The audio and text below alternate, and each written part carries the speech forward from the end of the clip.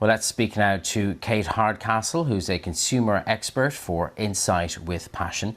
Thanks very much for joining us today. Kate, what are you expecting to hear in those retail sales figures? Good morning and thanks for having me. Absolutely, we're expecting a mixed picture too, because very much consumers are reactive to things like weather and indeed the emotion of the moment. Something just like the football this weekend could create some buoyancy in retail sales, and we do shop emotionally.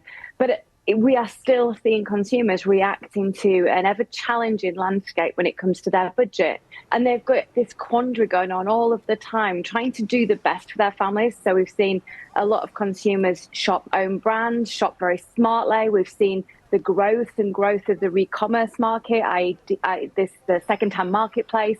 But we're also then seeing spending in quite unusual places that don't always seem to fit in with that, particularly within the experience and travel market over the past couple of months. So it's going to be a mixed picture, certainly. I think perhaps a slight drop in retail sales, but that could quite easily yo-yo again before we get to peak, which is the end of the year. Let's talk about the weather a bit, because you mentioned there the bad weather, and it's not been a great July, holding back consumer sentiment. I mean, historically, I would have always thought that meant people didn't want to hit the high street and get wet. But is it more about sentiment, about people's moods? It really is at the moment, because obviously due to the pandemic, we saw this rise of the people using internet and social media for sales. And that's certainly where a lot of the retailers are interrupting the consumer with their messaging. And that means they're not even really getting to the stores before they've made those decisions about what they're going to buy or what browsing that they've done.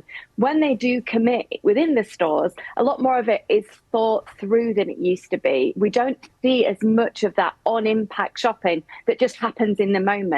But yes, we're absolutely triggered emotionally by how we feel, whether we feel we need to bring more joy into our lives, and whether we really want to stretch our budget to buy something that's going to bring more fun or excitement if we've got the disposable income to do so. And I think that's just, again, against that landscape that we've seen over the past couple of years, where consumers feel that they've gone from crisis to crisis.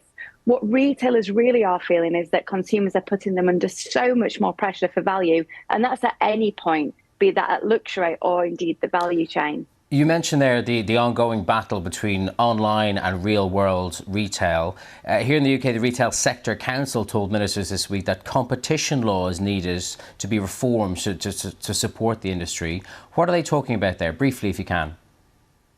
I think it's about just trying to ensure that retailers feel there's fair marketplace, be that on an online offer or indeed in store. But the beauty will always come when retail, if it has got a blended offer of online and in store, is working harmoniously together so the consumer gets a conjoined offer. OK, Kate Hardcastle from Insight with Passion, thank you very much for joining us today.